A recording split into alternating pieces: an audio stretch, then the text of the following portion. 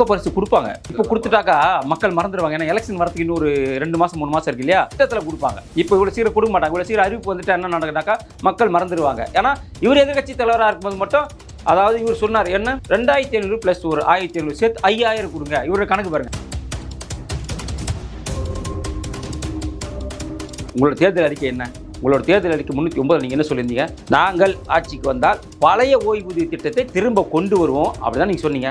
அப்போ இது உங்களோட தேர்தல் வாக்குறுதி. நீங்கள் அவங்க அரசாங்க ஊழியர் என்ன உங்ககிட்ட எதிர்பார்க்குறாங்க? பழைய ஓய்வூதிய திட்டத்தை எங்களுக்கு திரும்ப கொடுங்கன்னு கேட்குறாங்க. அங்கே வந்துட்டு ஜாதிய பாகுபாடு தாங்க போயிட்டு இருக்கு. அங்கே பார்த்தீங்கன்னாக்கா செல்லு பிறந்தகை தாழ்த்தப்பட்ட சமுதாயத்தை சார்ந்தவர். ஆனால் அவர் எம்பிங்கள் சிதம்பரமாக இருக்கட்டும், ஜோதிமணியாக இருக்கட்டும், விஷ்ணு பிரசாத்தாக இருக்கட்டும், உங்களுக்கு வந்து மாணிக்கம் தாகூராகட்டும், இவங்கெல்லாம் வந்துட்டு இவரை சுத்தமாக அவருக்கு யோகி ஆதித்யநாத் 10 வருஷமா ஆள்றாரு. 10 வருஷமா அந்த தொகையினும் போது அந்த தொகையை நீ 4 வருஷத்துல நீ அந்த கடன் வாங்கியிருக்கன்னு சொன்னா அதை நம்ம பார்க்கணும், பேலன்ஸ் பண்ணி. சமத்துவ நடைபயணம் கிடையாது இது. முதல்ல அறிவிக்கும் போது இது மது ஒழிப்பு நடைபயணம் தான் அறிவிச்சாங்க. அதுக்கப்புறம் காரி துப்புனாங்க. கரடி மூஞ்சில காரி துப்புனா மாதிரி மக்கள் அனைவருமே காரி துப்புனா. ஏண்டா சாராயம் வைக்கிறவங்க கூட கூட்டணி வச்சுக்கிட்டு ஏன் உங்களுக்கு ஒரு அமைச்சர் சீட்டு கொடுக்கல? அப்ப தலித் மக்களை மதிக்காத கட்சி திமுக.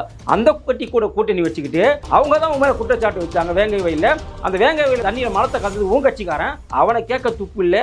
அதை கண்டிச்சு ஒரு ஆர்ப்பாட்டம் பண்ண தப்பு இல்லை. இந்நேரம் நீ என்ன பண்ணிடணும்? என் கட்சிக்காரன் தான் பண்ணிட்டான், கட்சியே கலைச்சிடறான். இப்படிப்பட்ட நபர்லாமா என் கட்சியில இருப்பாங்க? எனக்கு கட்சியே வேணாண்டா சாமி. இப்போ தமிழகத்துல பொங்கல் திருநாள் வந்து கொண்டாட இருக்கிறாங்க மக்கள். தமிழக அரசும் அறிவிப்புலாம் வெளியிட்டு இருக்காங்க, கரும்பு, சர்க்கரை, அரிசி எல்லாத்தையுமே.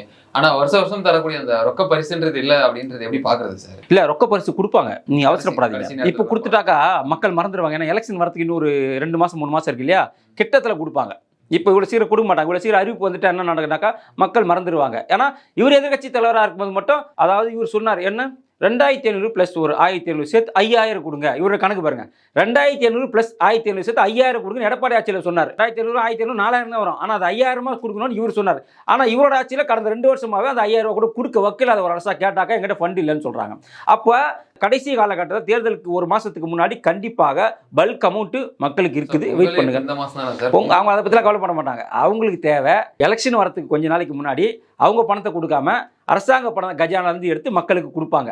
அது கண்டிப்பாக இந்த தேர்தலில் நடக்கும். ஏன்னா வேறு வழி கிடையாது.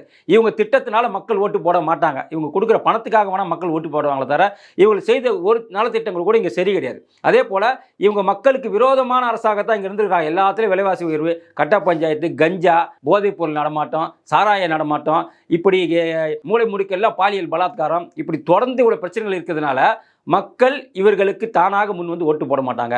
பணம் வாங்கி கொண்டு ஓட்டு போடுறது கண்டிப்பாக ஒரு பணம் வாங்கிட்டு ஓட்டு போடுவாங்க. அரசு ஊழியர்களுக்கு கிரேட் வைஸ்ல வந்துட்டு அந்த பொங்கலுக்கான அந்த போனஸ் வந்துட்டு வழங்கப்படும் அப்படின்னு அறிவிச்சிருக்காங்களே, என்ன காரணம் சார்? இல்ல அதாவது அறிவிப்பு எப்படி கொடுத்தாங்கன்னா, அரசாங்க ஊழியர்களுக்கு பொங்கல் போனஸ் அப்படின்னு கொடுத்துட்டாங்க. ஆனா எல்லாருக்குமான பார்த்தீங்கன்னாக்கா கிடையாது. அவங்க என்னன்னா அதுல கேட்டகரி பிரிச்சுட்டாங்க. ஏ கேட்டகரி, பி கேட்டகரிக்கு கிடையாது. சிடி கேட்டகரிக்கு உண்டு. அந்த சிடி கேட்டகரியிலேயே யார் யாருக்கு உண்டுனாக்கா, தூய்மை பணியாளர்களுக்கு உண்டு, அங்கன்வாடி பணியாளர்களுக்கு உண்டு. இப்படி சிடி கேட்டகரியில் இருக்காங்க பார்த்தீங்களா, குறைந்த சம்பளத்தில் இருக்காங்க பார்த்தீங்களா, அவங்களுக்கு தான் இந்த போனஸை கொடுக்குறாங்களே தவிர மற்றபடி ஒட்டுமொத்த அரசாங்க ஊழியர்கள் இந்த போனஸ் கிடையாது.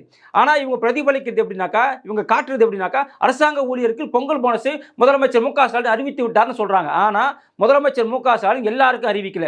எப்படி 1000 ரூபாய் பெண்களுக்கு மொத்தமாக கொடுப்போம்னு சொல்லிட்டு கடைசியில் தகுதி வாய்ந்த பெண்களுக்குன்னு சொன்னாங்களோ, அதே போல தான் அந்த பொங்கல் போனஸும் அனைத்து அரசாங்க ஊழியர்கள் பொங்கல் போனஸ்னு ஒன்று அறிவிச்சு விட்டுட்டு அவங்க அடிமை சேனல்களை சொல்ல விட்டுட்டு இன்னைக்கு கடைசியில் பார்த்தீங்கன்னா ஏபிக்கு கிடையாது, சிடி கேட்டகரி. அந்த சிடி கேட்டகரி குறிப்பிட்ட நபர்கள் மட்டும்தான் இந்த பொங்கல் போனஸுங்கிறத. அதுக்கப்புறம் நீங்கள் விலாவரி ஏதாவது கண்டிஷன்ஸ் அப்ளைன்னு வரல. எல்லா விஷயம் பாருங்க, நம்ம பார்க்க 99,999 இருக்கும், கீழே பார்த்தா கண்டிஷன்ஸ் அப்ளைன்னு இருக்கும். அதே போல இதுவும் அரசாங்க ஊழியர்கள் அனைவருக்கும் போனஸ், கீழே கண்டிஷன் அப்ளை. இதுதான் இந்த அரசாங்கத்துடைய இன்றைய நிலைமை. இப்போ அரசு ஊழியர்கள் வந்துட்டு என்னதான் போராட்டம் வந்துட்டு அறிவிச்சிருந்தாலும் வரக்கூடிய நாட்கள்ல இன்னைக்கு ஒரு சுமூகமான பேச்சுவார்த்தை எட்டியிருக்கு தமிழக அரசு. அது ஜாக்டோஜி வந்துட்டு போராட்டம் அறிவிச்சிருந்தாங்க. அவங்களுக்கு அந்த ஓய்வூதியத்தில் வந்து மாற்றங்கள்லாம் ஏற்படுத்தி கொடுத்துருக்காங்களே, தேர்தல் நேரத்துல சிறப்பா வந்துட்டு கையாண்டிருக்குன்னு சொல்லலாமா சார்? இதை நான் என்ன கேட்கறேன்னா, உங்களோட தேர்தல் அறிக்கை என்ன? உங்களோட தேர்தல் அறிக்கை 309 நீங்க என்ன சொல்லியிருந்தீங்க? நாங்கள் ஆட்சிக்கு வந்தால் பழைய ஓய்வூதிய திட்டத்தை திரும்ப கொண்டு வருவோம் அப்படிதான் நீங்க சொன்னீங்க. அப்ப இது உங்களோட தேர்தல் வாக்குறுதி. அரசாங்க ஊழியர் என்ன உங்ககிட்ட எதிர்பார்க்கறாங்க? பழைய ஓய்வூதிய திட்டத்தை எங்களுக்கு திரும்ப கொடுங்கன்னு கேட்கறாங்க. ஆனா நீங்க அதுல சில மாற்றங்களை செஞ்சுட்டு இதுதான் பழைய ஓய்வூதிய திட்டம் எப்படி ஏற்றுக்கொள்ள முடியும்? அப்படி ஏற்றுக்கொள்கிறார்கள் என்று சொன்னால் நீங்கள் அவர்களை ஏமாற்றுகிறீர்கள் என்ற அர்த்தம். இந்த ஜாக்டோ ஜியோ அந்த அரசாங்க ஊழியர்களும் அவரை நம்பி இவர்கள் ஏமாறாங்கன்னு அர்த்தம். ஏன்னா 4 வருஷம் பண்ணாத இந்த சின்ன திருத்தத்தை இப்ப பண்றாங்கன்னா என்ன அர்த்தம்? இதுல ரொம்ப முக்கியமான விஷயம்னாக்கா இந்த புதிய ஓய்வூதிய திட்டத்தில் ஒரு பெரிய பிரச்சனை இருக்குன்னாக்கா, இப்ப நான் 21 வயசுல கவர்மெண்ட் ஜாப் சேர்றேன் அப்படின்னாக்கா எனக்கு 25 வயசு வரைக்கும் நான் வாலண்டரி ரிட்டைர்மெண்ட் வாங்க முடியாது. சரிங்களா? அப்போ நான் என்னோட 26வது வயசுல வாலண்டரி ரிட்டைர்மெண்ட் வாங்கும்போது எனக்கு 46 வயசு இருக்கும். 46 வயசுல ஒருத்தர் வாலண்டரி ரிட்டைர்மெண்ட் எதுக்கு வாங்குவான்? வேற எதுக்கு வாங்குவான்? ஒன்று அவன் பொண்ணை காலேஜ் படிக்க வைக்கிறதுக்கோ, இல்லை பொண்ணுக்கு கல்யாணம் பண்ணுறதுக்கோ, இல்லை பையனுக்கு காலேஜ் படி இல்லை கல்யாணம் வந்து ஏதோ ஒரு நல்ல காரியத்துக்காக தான், பண தேவைக்காக தான் விஆர்எஸ் பண்ணுவான். அப்போ விஆர்எஸ் பண்ணும்போது விஆர்எஸ் பண்ண உடனே அவனுக்கு பணம் கொடுப்பீங்களா, இல்லை அவனோட ரிட்டைர்மெண்ட் வயசில் பணம் கொடுப்பீங்களா? எப்போ கொடுக்கணும்? ரிட்டைர்மெண்ட், அதாவது அவன் வாலண்டரி ரிட்டைர்மெண்ட் எப்போ வாங்குறானோ அப்போ கொடுக்கணும். ஆனால் இந்த அரசாங்கம் என்ன பண்ணுதுனாக்கா, அவங்களுக்கு அந்த 46 வயசுல அவன் விஆர்எஸ் வாங்கும்போது கொடுக்கறது கிடையாது. 60வது வயசுல இருந்தா நீ அந்த ரிட்டைர்மெண்ட் ஃபண்டே கொடுக்குறேன்னு சொன்னா அப்புறம் எதுக்கு அவன் ரிட்டையர் ஆகணும்? இது அதுக்கப்புறமா தான் இவங்க அறிவிக்கிறாங்க. அப்ப கிட்டத்தட்ட வாலண்டரி ரிட்டையர் ஆனவங்க லட்சக்கணக்கான பேர் இன்னைக்கு இன்னும் 60 வயசுக்காக வெயிட் பண்ணிட்டு இருக்காங்க அந்த ஃபண்ட் வரதுக்காக. அப்ப இதைத்தான் இவங்க முக்கியமா எதிர்க்கிறாங்க. இது பழைய ஓய்வூதிய திட்டத்தை இந்த பிரச்சனை கிடையாது. இந்த புதிய ஓய்வூதிய திட்டத்தை நிறைய மாநிலங்கள் ஏற்றுக்கொள்ளவில்லை. இதன் முதல்ல ஏற்றுக்கொண்ட மாநிலம் யாருன்னு பார்த்தீங்கன்னா தமிழ்நாடு. அது கலைஞர் ஆட்சியில் ஏற்றுக்கொண்டார்கள். அப்ப இவங்க தான் அந்த பழைய ஓய்வூதிய திட்டத்தை ஓரம் கட்டிட்டு புதுசை கொண்டு வந்தது இவங்க தான். இன்னைக்கு புதுசை நாங்க நீக்கிட்டு திரும்ப பழசை கொண்டு வருவோம்னு சொன்னது இவங்க தான். பழசை கொண்டு வராம திரும்ப அதில் 2 திருத்தத்தை கொடுக்குறோம்னு சொல்றது இவங்க தான். அப்ப மக்களையும் அரசாங்க ஊழியரையும் ஏமாற்றக்கூடிய ஒரு அரசாங்கம் இது இருக்கு. தயவு செய்து இந்த அரசாங்க ஊழியர்கள் இதை புரிந்து கொள்ள வேண்டும். காங்கிரஸ்ல இப்ப என்ன பிரச்சனை சார்? உட்கட்சியில தமிழக காங்கிரஸை பொறுத்த வரைக்கும் அழிவை நோக்கி சென்று கொண்டிருக்கு அப்படின்னு சொல்லி பொது வெளியில வந்துட்டு ஜோதிமணி அவர்கள் வந்து சொல்றாங்க. செல்வப்பெருந்தகையுடைய சொல்றாங்க, நான் எல்லாத்தையும் அரவணைச்சு தான் போயிட்டு இருக்கேன், ஒரு கையில் வந்துட்டு 5 விரல் வந்து ஒற்றுமையா தான் இருக்க மாதிரி தான் இருக்கும் அப்படின்ற மாதிரி விளக்கத்தெல்லாம் கொடுக்குறாரு. என்ன பிரச்சனை போயிட்டு இருக்கு சார் தேர்தல் இந்த நேரத்துல? அங்க வந்துட்டு ஜாதிய பாகுபாடு தான் போயிட்டு இருக்கு. அங்க பாத்தீங்கன்னாக்கா செல்வப்பெருந்தகை தாழ்த்தப்பட்ட சமுதாயத்தை சார்ந்தவர். ஆனா அவருக்கு அந்த எம்பிங்கள் நீங்க சிதம்பரமாக இருக்கட்டும், ஜோதிமணியாக இருக்கட்டும், விஷ்ணு பிரசாத்தாக இருக்கட்டும், உங்களுக்கு வந்து மாணிக்கம் தாகூர் ஆகட்டும், இவங்கெல்லாம் வந்துட்டு இவரை சுத்தமா அவருக்கு செல்வப்பெருந்தகையை அவங்க பிடிக்கவே இல்லை. அவர் வந்து எப்படியாவது தலைவர் வந்து மாற்றணும். எப்பயுமே உங்களுக்கு காங்கிரஸ்ல ஒரு தலைவரை போடும்போது அவர் அடுத்து மாற்றத்துக்கு ஒரு டீம் ரெடி ஆயிரும். அப்படிப்பட்ட டீம் தான் இந்த டீம். இப்போ செல்வப்பெருந்தகைக்கு திமுகவிலையும் அவருக்கு செல்வாக்கு இல்லை, சொந்த கட்சியிலையும் செல்வாக்கு இல்லை. திமுகவில் செல்வாக்கு இதனால தான் அவர் தொகுதியில் டேம் திறக்கும்போது கூட அவரை கூப்பிடல. அதே போல நிறைய நிகழ்ச்சிகள் வந்துட்டு இவரை கேட்காமையே மேலிடம் முடிவு பண்றாங்க. அது இல்லாம இவர் இல்லாம தான் சசிகாந்த் வந்துட்டு உண்ணாவிரதம் இருந்தார். உங்களுக்கு தெரியும், இங்க வந்து இந்தி திணிப்பு அது இதுன்னு சொல்லிட்டு உண்ணாவிரதம் இருந்தார். இப்போ மேலிட பொறுப்பாளர் வந்துட்டு இவருக்கு சாதகமா பேசாம பிஜேபிக்கு ஆதரவா பேசினார். ஆர்எஸ்எஸ் என்பது நல்ல இயக்கம் அப்படின்னு பேசிட்டு போறார். அப்ப இவர் கண்ட்ரோல்ல காங்கிரஸ் இல்லை, செல்வப்பெருந்தகை கண்ட்ரோல்ல காங்கிரஸ் இல்லை. தலைக்கு தலை பெருதணும். தமிழகத்தில் பூத கண்ணாடி போட்டு தேடினா கூட இன்னைக்கு காங்கிரஸ் கிடையாது. ஏன்னா காங்கிரஸ் இந்தியா முழுக்க ஒட்டுண்ணி காங்கிரஸாக மாறிச்சு. இன்னைக்கு காங்கிரஸ் யாருடன் கூட்டணி இல்லாமல் தனித்து போட்டிடுமானாக்கா சந்தேகம் தான். அப்படியே போட்டிட்டாலும் அவங்களுக்கு 0 தான் மிஞ்சுமே தவிர, இப்போ கூட இந்த எம்பி எலெக்ஷனில் 99 சீட்டு ஜெயிச்சிருக்காங்கன்னா அதற்கு காரணம் இந்தி கூட்டணியில் இருக்கக்கூடிய சில கட்சிகள். உதாரணமாக தமிழ்நாட்டில் திமுக இல்லைன்னா இவங்க 10 சீட்டு ஜெயிச்சிருப்பாங்களா? அதே போல பீகார்ல ஜெயிச்சிருப்பாங்களா? அதே போல உங்களுக்கு மகாராஷ்டிரா ஜெயிச்சிருப்பாங்களா? டெல்லியில ஜெயிச்சிருப்பாங்களா? கிடையாது. அப்ப முழுக்க கூட்டணியை நம்பி ஒட்டுண்ணியாக வாழ்ந்து கொண்டிருந்த காங்கிரஸ். அப்ப காங்கிரஸ் என்பது தமிழகத்துல பூத கண்ணாடி போட்டுறதுனால கிடைக்காது. ஆனா தன் இருப்பை காட்டிக் கொள்வதற்காக இந்த சர்ச்சைக்குரிய கருத்துக்களை சொல்றாங்க. ஜோதிமணி அம்மா சொன்னது முழுக்க உண்மை. ஏன்னா கரூர் தொகுதியில அந்த அம்மாவுக்கு தேவையான வசதிகளை இந்த எஸ்ஆர்ல இவங்க பண்ணி கொடுக்கல. அங்க இருக்கக்கூடிய மாவட்ட தலைவருக்கும் இவங்களுக்கும் பிரச்சனை. அங்க இருக்கக்கூடிய மாவட்ட தலைவர் செல்வப்பெருந்தகையோட ஆளு.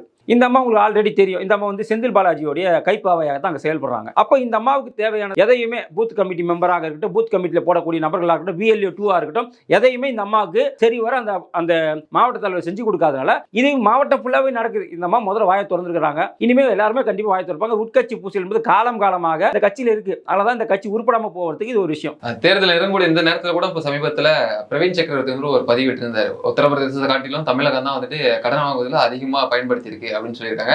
இதற்கு வந்துட்டு திமுக தரப்பே அமைதி காத்தாலும் இங்க காங்கிரஸ் தரப்புல இருந்து அவருக்கு கண்டனம்லாம் பறந்துச்சு. என்ன காரணம் சார் அது? அதாவது காங்கிரஸுக்கு இப்போ புரிதல் கிடையாது. ஏன்னா காங்கிரஸ் அங்கே ஆட்சியிலேருந்து உங்களுக்கு எவ்வளோ வருஷம் ஆச்சுன்னு தெரியும். மாயாவதிக்கு முன்னாடி அவங்க காங்கிரஸ் ஆட்சியில் இருந்தாங்க. அதுக்கப்புறம் கிட்டத்தட்ட 30 வருஷம் ஆக போகுது. இது வரைக்கும் காங்கிரஸால் அங்கே தலை நிமிரவே முடியல. அது இல்லாமல் முக்கிய தொகுதியில் கூட அவர் தோத்துட்டார். யாரு? ராகுல் காந்தியை தோத்தார். அப்படிப்பட்ட ஒரு நிலைமையில தான் இன்னைக்கு காங்கிரஸ் உத்தரப்பிரதேசில் இருக்கு. இதையும் அதையும் நம்ம சேர்த்து வச்சே பேச முடியும். ஏன்னு கேட்டாக்கா இங்கே 7 கோடி மக்கள் தொகை, 8 கோடி மக்கள் தொகை, அங்கே 16 கோடி மக்கள் தொகை. 16 கோடி மக்கள் தொகைக்கும் 8 கோடி மக்கள் தொகைக்கும் வித்தியாசம் இருக்கு. இங்க வரக்கூடிய ரெவென்யூ விட அங்க வரக்கூடிய ரெவென்யூ அதையும் நம்ம கணக்கு பண்ணணும். இதெல்லாம் கணக்கு பண்ணாம ஒட்டுமொத்தமாக இரண்டே சமமாக பார்ப்பது ஏற்றுக்கொள்ள முடியாது. குற்ற வழக்காக இருக்கட்டும் சரி, கடனாக இருக்கட்டும் சரி, பொருளாதாரமாக இருக்கட்டும் சரி, எல்லா விஷயத்திலுமே அங்க மக்கள் தொகை ஜாஸ்தி, இங்க மக்கள் தொகை குறைவு. மக்கள் தொகைக்கு ஏற்ற மாதிரி அங்க கடன் இருக்கும். இங்க மக்கள் தொகைக்கு ஏற்ற மாதிரி கடன் இருக்கான்னு கேட்டா கிடையாது. ஏன்னா 5 வருஷத்துக்கு முன்னாடி 4 லட்சம் கோடியா இருந்தது, இன்னைக்கு 9 லட்சம் கோடியா இருக்கு 5 வருஷத்துல. ஆனா அந்த 4 லட்சம் கோடிங்கிறது 40 வருஷமா இருக்கு. அப்ப யார் அதிகமா, அப்ப ஆவரேஜா யார் அதிகமா பண்ணிருக்காங்க? இந்த ஆட்சியில தான் 4 லட்சம் கோடி அதிகமா வாங்கியிருக்காங்க கடன். அப்ப ஆதித்யநாத் 10 வருஷமா ஆள்றாரு, 10 வருஷமா அந்த தொகையை நீ 4 வருஷத்துல நீ அந்த கடன் வாங்கியிருக்க சொன்னா அதை நம்ம பார்க்கணும் பேலன்ஸ் பண்ணி. அவர் 10 வருஷத்துல வாங்கின கடனுக்கும் நீ 4 வருஷத்துல வாங்கின 4 லட்சம் கடனுக்கும் வித்தியாசம் இருக்கு. 4 லட்சம் கோடி கடனுக்கு வித்தியாசம் இருக்கு. அதனால இது புரிதல் இல்லாம திமுக அமைதியா இருக்குன்னா திமுகவுக்கு தெரியும் இதை நம்ம வாயை விட்டா நம்ம மாட்டிப்போம். ஏன்னா நம்ம கிட்ட 9 லட்சம் கோடி கடன் இருக்கு, ஆனா மக்கள் தொகை இவ்வளவுதான் இருக்கு. அங்க 16 கோடி மக்கள் இருக்காங்க, அங்க கடன் தொகை இவ்வளவுதான் இருக்குன்றது அவங்களுக்கு தெரியும். அதனாலதான் அவங்க வாயை திறக்கல. வைகோ அவர் வந்துட்டு சமத்துவ பயணம் வந்துட்டு தொடங்கி இருக்காரு. முதலமைச்சர் ஸ்டாலின் அவர்லாம் தொடங்கி வச்சிருக்காரு. அதாவது போதைப் பொருளுக்கு எதிராக தொடங்கி இருக்காரு. இது எப்படி பாக்குறது சார்? ஜாஃபர் சாதிக்கு மாட்டினா போலாம் அமைதி காத்த ஒரு கட்சி, கூட்டணி கட்சி தலைவர்கள்லாம் இப்போ வந்துட்டு ஒரு வேகம் எடுக்க காரணம் என்ன சார்? ஆக்சுவலாக நீங்கள் சமத்துவ நடைபயணம் கிடையாது. இது முதலில் அறிவிக்கும் போது இது மது ஒழிப்பு நடைபயணம் தான் அறிவிச்சாங்க. அதுக்கப்புறம் காரி துப்புனாங்க. கரடி மூஞ்சில காரி துப்புனா மாதிரி மக்கள் அனைவருமே காரி துப்புனா. ஏண்டா சாராயம் வைக்கிறவங்க கூட கூட்டணி வச்சுக்கிட்டு, சாராய ஆலயம் நடத்துறவங்க கூட கூட்டணி வச்சுக்கிட்டு, சாராயத்தை ஆறா ஓட்டுறவங்க கூட கூட்டணி வச்சுக்கிட்டு, கள்ளச்சாராயம் காய்ச்சிறவனை வந்துட்டு குண்டாசை ரத்து பண்ணி வெளியே அனுப்புறவங்க கூட கூட்டணி வச்சுக்கிட்டு, இன்னைக்கு வந்து கஞ்சாவை வந்துட்டு தமிழ்நாடு ஃபுல்லா பரவிட்டு இருக்கிற ஒரு அரசாங்கத்துக்கு கூட கூட்டணி வச்சுக்கிட்டு நீ எல்லாம் போயிட்டு மது ஒழிப்பு நடைபயணம் நடத்துறிய, உனக்கு வெக்கமா இல்லையான்னு எதிர்கட்சிகள் மட்டும் இல்ல மக்களும் நம்மளுடைய கரடி மூஞ்ச பார்த்து காரி துப்புனதன் காரணமாக, நம்முடைய ஆமை மூஞ்ச பார்த்து காரி துப்புனதன் காரணமாக இன்னைக்கு இது நடந்திருக்கு. ஏன்னா ஆமை புகுந்த வீடு அமீனா புகுந்த வீடு உருப்படாது. என் பிணம் கூட திமுக கூட கூட்டணி வைக்காது என்று சொன்னவர் வைகோ. அந்த பக்கமே நான் போக மாட்டேன், என் ஈழத்தமிழர்களை கொன்ற அந்த கட்சியோடு என்றைக்குமே என் வாழ்நாளில் கூட்டணி கிடையாது என்று சொன்ன வைகோ, இருக்கிறதுலேயே ஒஸ்ட் முதலமைச்சர் என்றால் அது கருணாநிதி தான் என்று சொன்ன வைகோ, இது என்ன குடும்ப அரசியல் செய்வதற்கு இந்த மன்னராட்சியா என்று சொன்ன வைகோ இன்னைக்கு அவரை வச்சே இந்த நடைபயணம் நடத்தலாம்னு சொல்லும்போது மக்களிடையே மிகப்பெரிய எதிர்ப்பு. அந்த எதிர்ப்பின் காரணமாக மது ஒழிப்பு நடைபயணங்கிறத மாத்தி சமத்துவம், ஏன்னா இவங்களுக்கு தான் தெரியுமே ஒன்னா சமத்துவம், பாஜக உள்ள வந்துடும், மதவாத அரசியல், விந்து வெறி பிடிச்சவங்க, சங்கி கூட்டம், இதை தவிர உங்களுக்கு என்ன தெரியும்? அப்ப இதைத்தான் இவங்க பிரபலப்படுத்தணுன்றதுக்காக அந்த மது ஒழிப்பு நடைபயணங்கிறத மாத்தி சமத்துவ நடைபயணமா மாத்திட்டாங்க. எப்படி திருமாவளவன் மாத்தினாரு? மது ஒழிப்பு மாநாடு ஒன்று நடத்திட்டு அதை தமிழகத்தில் ஒழிக்காம தேசிய அளவில் ஒழிக்கணும்னு ஒரு கடைசியில் ஒரு கட்டமைப்பு மாத்தினார் இல்லையா? அதே போல ஏன்னா இவங்களுக்கு பயம், கொடுக்க 2 சீட்டை கொடுக்காம போயிடுவாங்களோ. இவர் ஆக்சுவலா ஒரு நல்லது பண்ணதான் செஞ்சிருப்பாரு. கடைசி நேரத்தில் நம்ம நல்லது பண்ணுவோம் சங்கரான்னு கடைசி நேரத்தில் பண்ற மாதிரி தான் வைக்கவும் பண்ணியிருப்பாரு. ஒரு கடைசி 6 மாச காலனாச்சு மக்கள் கிட்ட நல்ல பேர் வாங்க தான் பண்ணியிருப்பாரு. மிரட்டல் போயிருக்கோம். அப்படியா? ஓ பண்றியா? ஓ எங்களை எதிர்த்து நீ பண்றியா? பண்ணிடுவியா நீ அப்படின்னு போன உடனே இதை அப்படியே மாற்றி இருக்கிறார். இதான் அங்கே நடந்திருக்கும். திருமாவளவன் அவர் சொல்றாரு வேங்கவேல் விஷயத்துல திமுக போராடியது, விசிகா போராடியது, ஆனா அண்ணாமலை வந்தாரா, பாஜக வந்துச்சா, அமித்ஷா வந்தாரா அப்படின்னு ஒரு கேள்வி வச்சிருக்காருல்ல சார், இது பதில் என்ன சார்? இல்ல அவரு எந்த மூலியமா அந்த கேள்வி வச்சாருனாக்கா, அது வந்து தலித் சமுதாயம் அந்த காலனி, அதனால அங்கெல்லாம் இவங்க வந்து அவங்களுக்காக குரல் கொடுக்க மாட்டாங்க, அவங்களுக்காகலாம் இவங்க குரல் கொடுத்து பேச மாட்டாங்க, இதுக்கு நாங்க தான் குரல் கொடுப்போம், திமுக தான் குரல் கொடுப்போம். தமிழ்நாட்டை யார் ஆட்சி ஆள்றா? திமுக ஆளுது. இங்க யார் கலந்தது? உங்க கட்சிக்காரன் தான் கலந்தான். அது கண்டுபிடிச்சது யாரு? திமுக. அதாவது கேஸை போட்டது திமுக, நீ தான் கலந்தேன்னு கண்டுபிடிச்சி திமுக. அவனை கேட்க வக்கீல்ல உனக்கு. அதையே நீ என்ன சொன்ன? திமுக கண்டுபிடிச்சி இந்த விஷயத்த சொல்லும் போது நாங்க சிபிஐ கேட்டோம். வேங்கை விஷயத்துல நாங்க சிபிஐ கேட்டோம். சிபிஐ கேட்டது பிஜேபி, சிபிஐ கேட்டது அண்ணாமலை, சிபிஐக்கு கொடுங்கன்னு சொன்னது பிஜேபி கட்சிக்காரங்க. ஆனா அது அப்ப நீ வாயை திறக்கலையா? அப்ப சிபிஐ நீ கேட்கல. எங்களுக்கு தமிழக காவல்துறை மீது நம்பிக்கை இருக்கு, சிபிசிஐடியை போதும்னு சொன்னவர் திருமாவளவன். சிபிசிஐடி விசாரிச்சு அந்த குடிநீர் தொட்டியில மலத்தை கலந்தது விசிகா உடைய நிர்வாகிகள் 3 பேர் தான் ப்ரூவ் பண்ணது. யாரு? சிபிசிஐடி, சிபிஐ கிடையாது. சிபிஐ சொல்லியிருந்தா கூட மத்திய அரசு கைப்பாவையா செயல்படுத்தின்னு சொல்லலாம். இதை கண்டுபிடிச்சு தமிழக போலீஸ். அப்ப உன்னை குற்றவாளி கூண்டில் நிறுத்தினது யாரு? இவங்க. என்னமோ வேற்று ஜாதிக்காரன் வந்து கலந்துட்டா மாதிரியும் அதை நாங்க கேள்வி கேட்காத மாதிரியும் நீ பேசுற. என்ன அர்த்தம்? உங்க ஜாதிக்காரனே நீங்க குடிக்கிற தண்ணியில அவன் மலத்தை கலக்கிறான்னு சொன்னாக்கா இதெல்லாம் பேச உனக்கு என்ன தகுதி இருக்கு? இல்ல அந்த 3 பேர் மேல நீ என்ன நடவடிக்கை எடுத்த?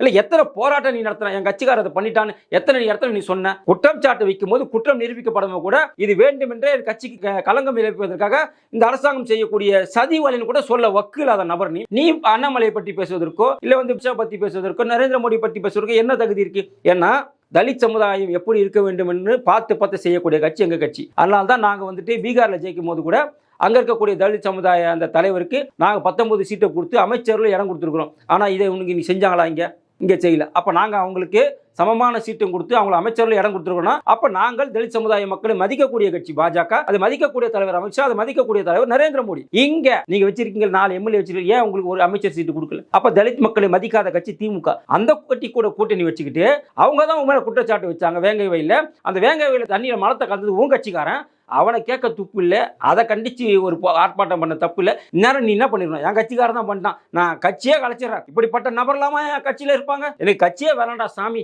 இது போல ஆளெல்லாம் வச்சு நான் எப்படி கட்சி நடத்துதுன்னு ராஜினாமா பண்ணிட்டு கட்சியை கலைச்சிட்டு போயிருக்கணும். நீ அதை விட்டுட்டு நீ என்னமோ அமித்ஷா மேல குற்றம் சொல்றதும் அண்ணாமலை மேல குற்றம் சொல்றதும் ஏற்றுக்கொள்ள முடியாது. மக்கள் ஏற்றுக்கொள்ள மாட்டார்கள். நீங்க திரும்ப திரும்ப பொய் சொல்லிக் கொண்டே தான் இருக்க வேண்டும். அந்த பொய்யை மக்கள் இனி நம்ப மாட்டார்கள்.